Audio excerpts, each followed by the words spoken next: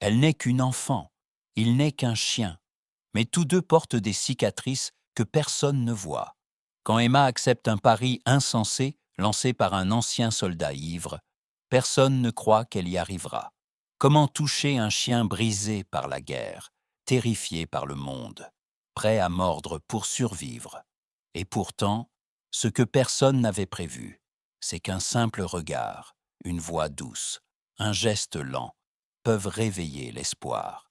Mais jusqu'où ira cette petite fille pour sauver un cœur qui ne bat plus vraiment? Vous n'oublierez jamais ce qu'elle ose faire. Restez avec nous, car cette histoire incroyable vous laissera sans voix. Avant de commencer, n'oubliez pas de liker et de vous abonner. Et surtout, je suis curieux. D'où nous regardez-vous? Indiquez votre pays dans les commentaires. J'adore voir jusqu'où voyagent nos histoires. Les premiers rayons du soleil caressaient les pentes douces des Alpes bavaroises, révélant un décor figé dans une beauté presque irréelle. Là, entre les collines verdoyantes et les forêts sombres, s'étendait le domaine du colonel Bergmann. Un ensemble impressionnant de bâtiments alpins en bois anciens. Un manoir coiffé de tuiles rouges, des granges ordonnées, et derrière tout cela, un silence, pas celui de la paix, mais d'un lieu qui, malgré sa grandeur, semblait s'être figé dans le passé. Emma, 11 ans, observait tout cela depuis un sentier poussiéreux. Elle portait une robe propre, mais raccommodée par endroits. Ses bottines, trop grandes, trahissaient plusieurs générations d'usure. À ses côtés, son grand-père Wilhelm, le dos voûté mais les gestes fermes, poussait une brouette pleine de seaux. Cela faisait plus de 20 ans qu'il travaillait sur ce domaine, d'abord comme palefrenier, puis homme à tout faire. Depuis l'accident qui avait emporté les parents d'Emma, c'était lui qui l'élevait seul, dans un petit cabanon au fond de la propriété, loin du manoir. Chaque matin, Emma l'accompagnait dans les étables. Elle connaissait les bêtes par leur nom, savait reconnaître le bon foin du trop sec, et avait appris à se taire quand Wilhelm devenait pensif. Ce matin-là, cependant, son regard fut attiré ailleurs. Derrière les dépendances, dans un enclos grillagé, une ombre noire et fauve s'étirait dans la poussière. Kaiser, le chien du colonel, un berger allemand massif, aux yeux profonds comme une nuit sans lune. Il ne bougeait presque jamais. Couché, le museau entre les pattes, il fixait un point invisible, quelque part très loin d'ici. Les domestiques l'évitaient. Certains murmuraient qu'il était dangereux, d'autres qu'il avait vu l'enfer. Emma, elle, ne disait rien, mais elle regardait, chaque jour. « Tu devrais pas trop t'approcher », lança Wilhelm, en posant une main sur son épaule. Elle ne répondit pas. Il soupira. « C'est pas un chien comme les autres, tu sais. » Ils marchèrent un moment en silence, jusqu'à l'abreuvoir. Puis, tout en remplissant les seaux, Emma osa. « Il a l'air triste, pas méchant. » Wilhelm resta un instant figé. Puis, d'une voix grave, « Il a vu des choses que même moi j'ai du mal à oublier. » Il ne développa pas, mais Emma savait ce que cela voulait dire. Son grand-père avait été soldat, autrefois, comme le colonel, comme Kaiser. Plus tard, alors qu'ils retournaient vers leur cabane, Emma ralentit le pas. Quelque chose la fit tourner la tête.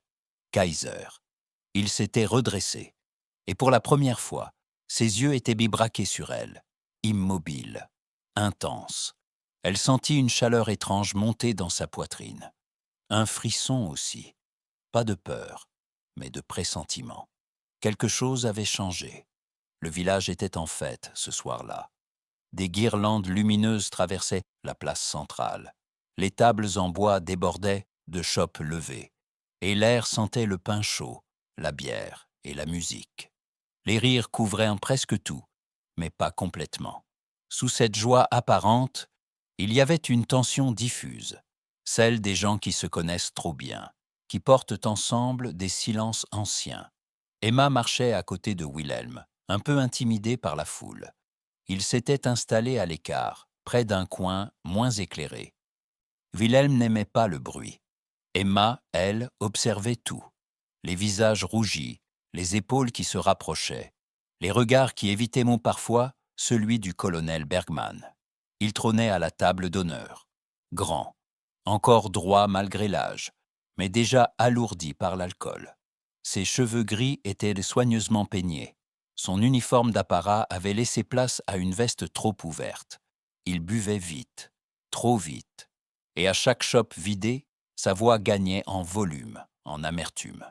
« Vous savez ce qui est drôle » lança-t-il soudain, assez fort pour que plusieurs tables se taisent. « On peut tout posséder, et finir seul quand même. » Quelques rires nerveux, des regards échangés. Il se leva, légèrement vacillant. « J'ai dirigé des hommes. J'ai survécu à la guerre. J'ai construit ce domaine. » Sa voix se brisa un instant. « Et pourtant, je ne peux même plus approcher mon propre chien. » Un silence tomba. Kaiser. Tout le monde savait. Le berger allemand enfermé derrière le manoir. Le héros devenu ombre. 5 ans. 5 ans qu'il était à mes côtés, reprit Bergman. Et maintenant, il tremble quand je m'approche. Il grogne. Il ne me reconnaît plus. Emma sentit son cœur se serrer. Elle pensa à ses yeux sombres, immobiles. Bergman leva sa chope. « Alors voilà, je vous fais une proposition. » Il balaya la foule du regard. « Celui qui réussira à toucher Kaiser, pas à distance, à le toucher, vraiment, sans qu'il fuit ou qu'il montre les crocs. » Il marqua une pause. Un sourire amer se dessina. « Je lui donne tout, le domaine, les terres, tout. » Un éclat de rire général éclata, incrédule. Certains applaudissaient, d'autres secouaient la tête. C'était absurde, cruel. Un pari d'homme ivre. Puis, une petite voix s'éleva. « Et les enfants ?» Le silence revint, plus lourd encore. Tous les regards se tournèrent vers Emma. Elle était debout, droite, les mains serrées devant elle. « Est-ce que les enfants ont le droit d'essayer ?» demanda-t-elle sans trembler. Wilhelm pâlit. « Emma, assieds-toi. » Mais Bergman éclata de rire. « Les enfants ?» Il la regarda, surpris, amusé. « Pourquoi pas? Si tu crois pouvoir faire mieux que les adultes ?» Il tendit la main. Emma hésita une seconde, puis la serra.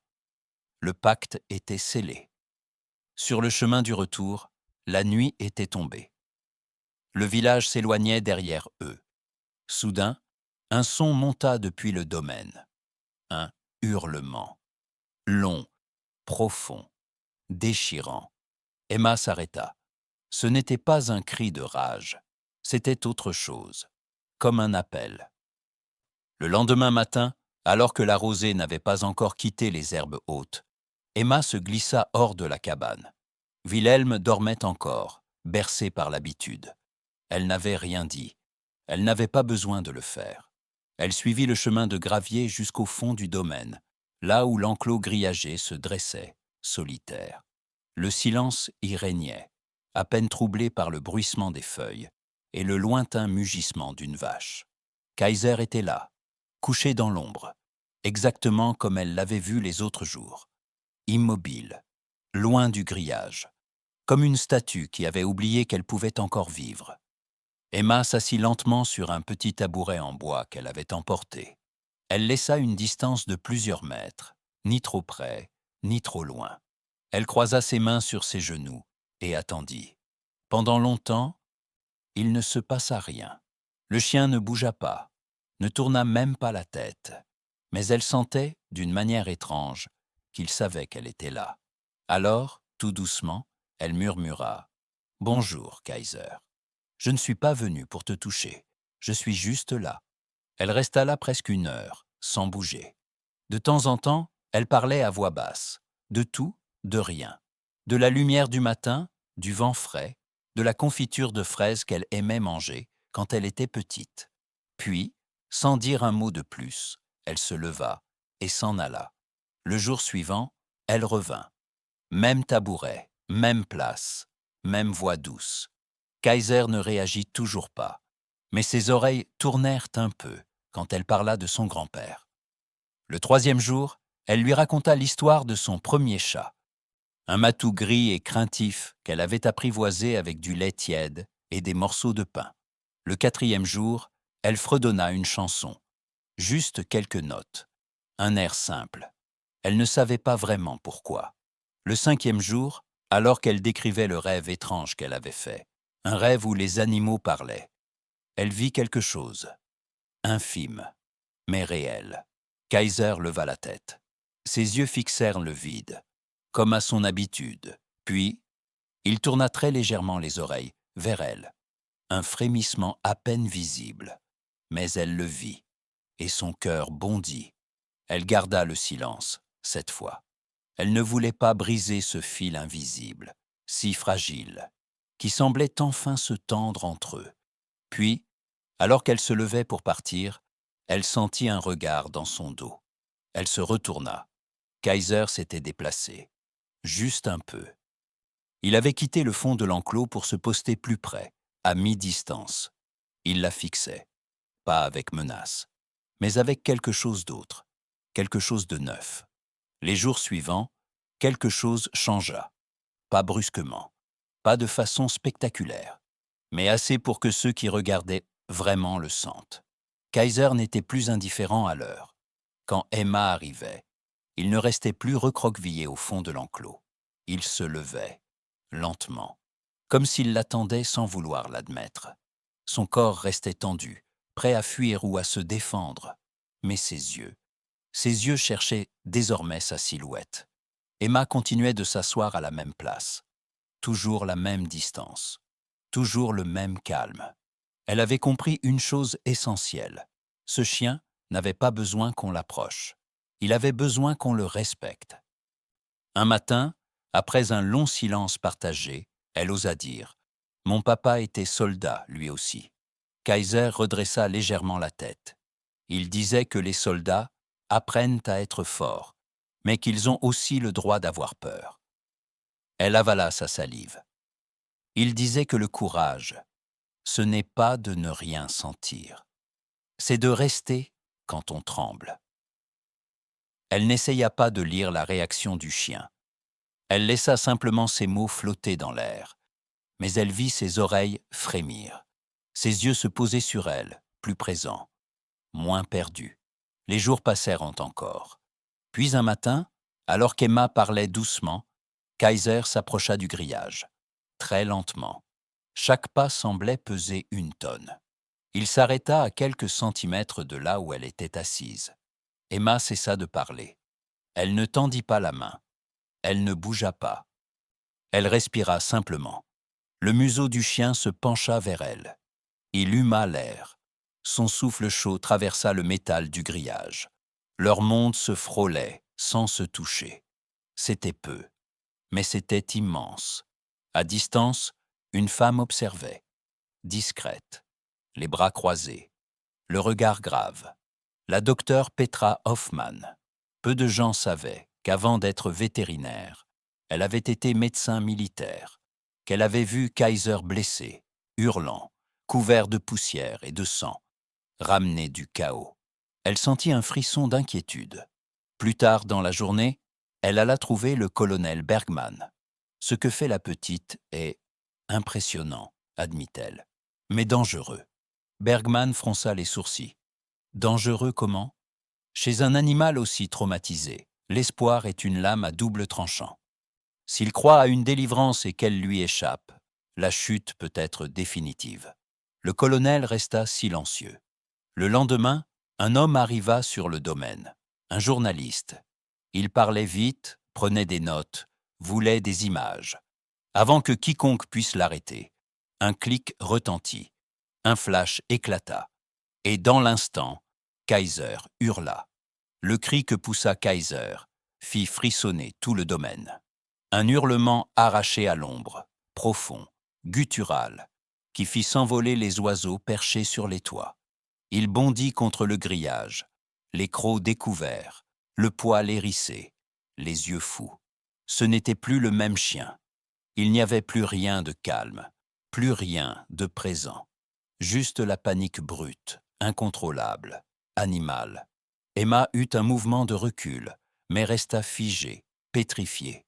Le flash l'avait surprise aussi. Mais c'était le regard de Kaiser qui lui glaçait le sang. Il ne la voyait plus. Il ne la reconnaissait plus. Une main puissante l'attrapa par le bras. Le colonel, arrivé en courant, la tira vivement en arrière. « Ne t'approche pas, il pourrait t'attaquer. » Emma chancela, les larmes aux yeux, incapable de détourner son regard. Derrière les grilles, Kaiser tournait en rond, grognait, heurtait les parois. Ses pattes griffaient frénétiquement le sol. Tout ce qu'elle avait construit semblait s'effondrer en une seconde. Plus tard, à l'infirmerie du domaine, la docteure Hoffman lui posa une main douce sur l'épaule.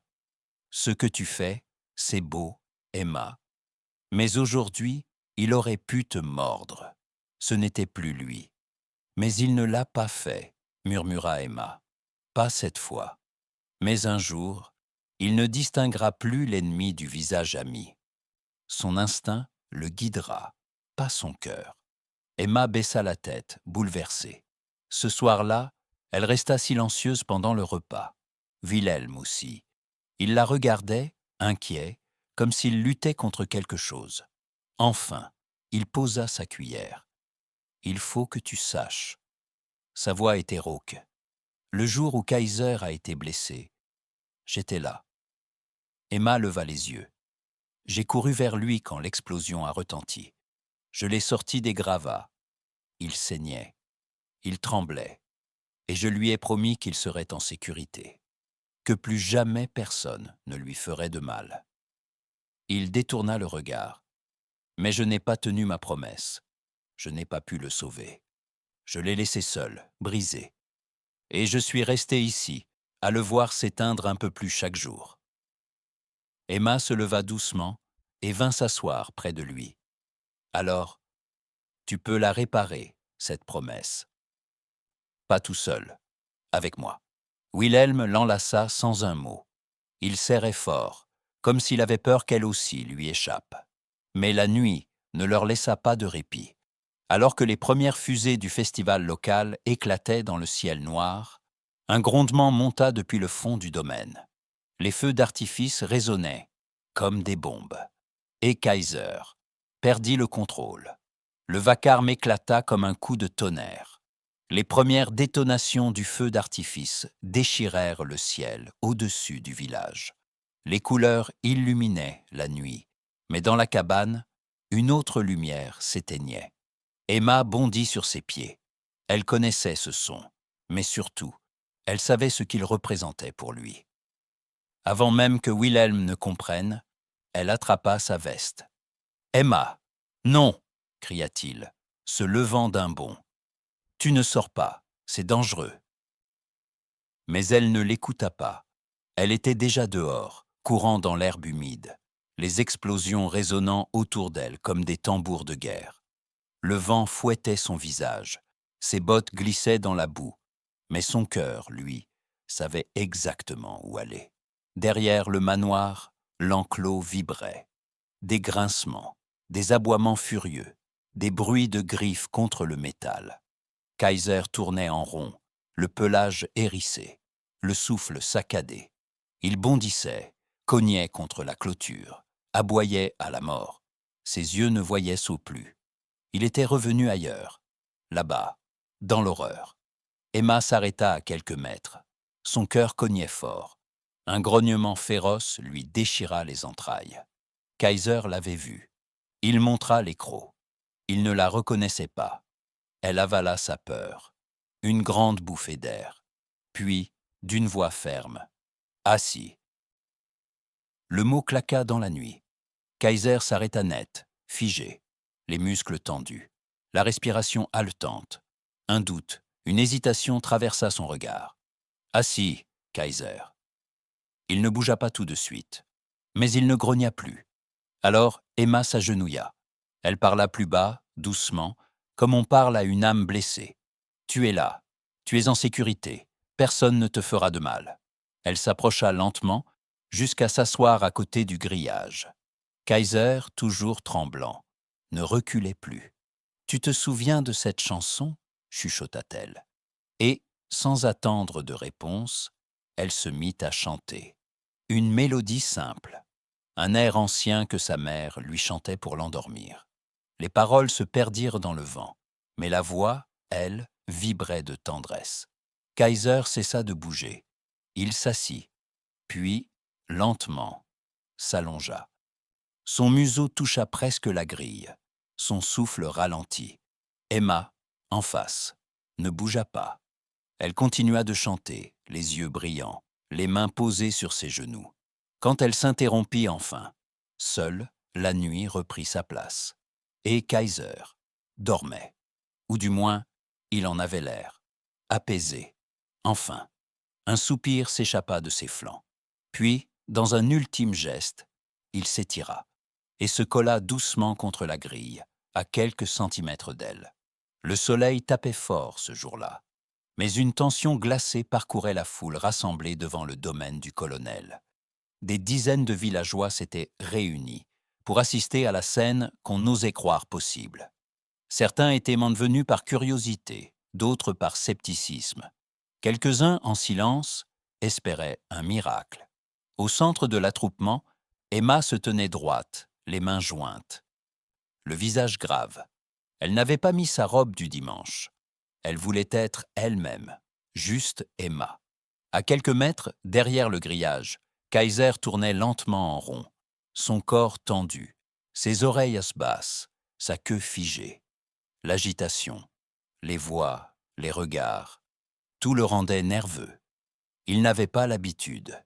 Il n'aimait pas être observé. Emma s'avança d'un pas, puis leva la main. « S'il vous plaît, restez calme. Il a besoin de silence. » Les murmures s'éteignirent, peu à peu.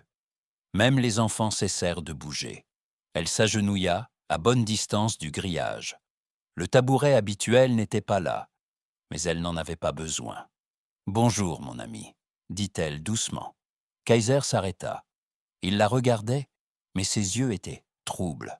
Pas comme les jours précédents, pas concentrés. Elle comprit trop tard. Un grondement profond roula depuis les collines. Un premier coup de tonnerre éclata dans le ciel.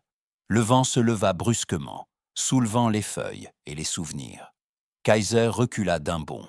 Son poil se hérissa. Il grogna. Il tourna sur lui-même comme pris au piège. Le colonel jura entre ses dents. Il va se blesser. Dans un geste brutal, il ouvrit l'enclos. Le verrou sauta, la porte grinça, et Kaiser s'échappa. Ce fut comme un coup de feu. La foule hurla, recula, cria à la panique. Des chaises tombèrent. Les enfants furent tirés en arrière. Mais Emma ne bougea pas. Kaiser courait droit sur elle, la gueule entr'ouverte, les babines retroussées. Son regard était fou, déformé par la peur. Il fonçait comme s'il ne voyait qu'une menace. « Emma, recule !» cria Bergman. « Par tous les saints, recule !»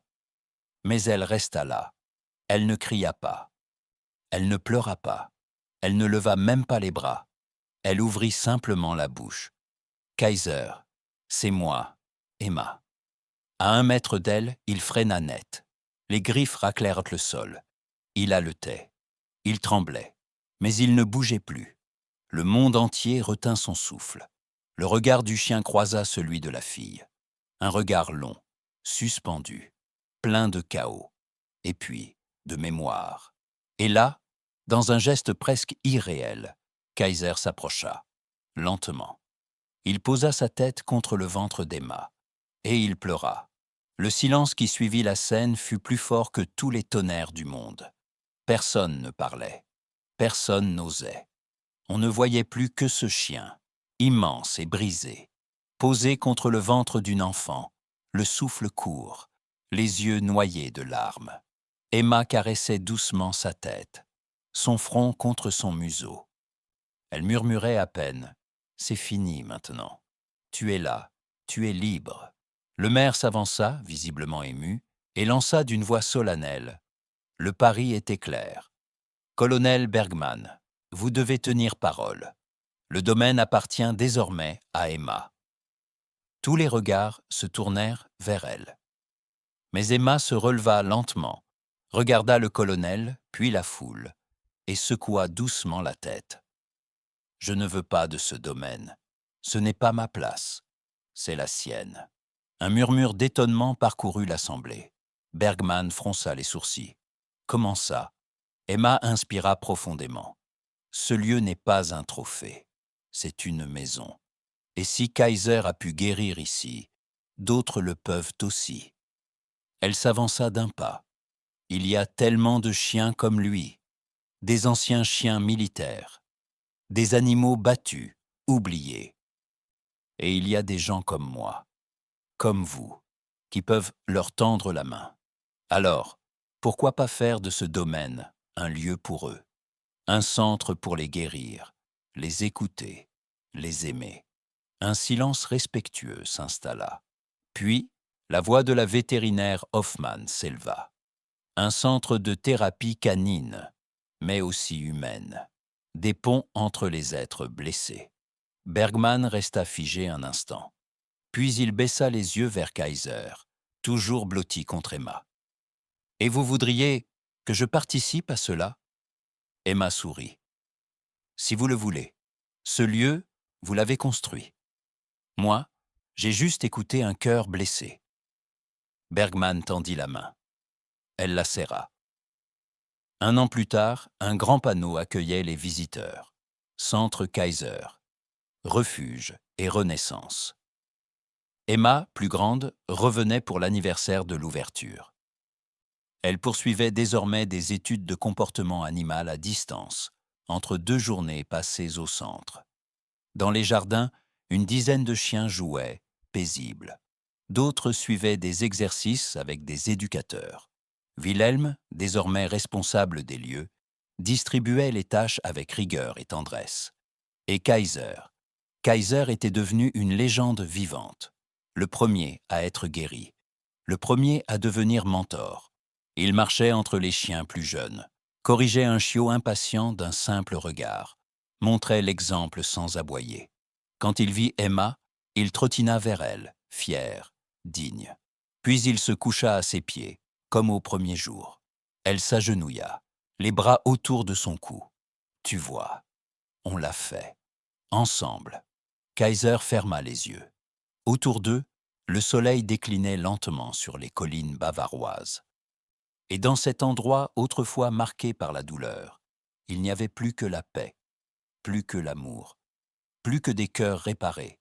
Likez, abonnez-vous et partagez.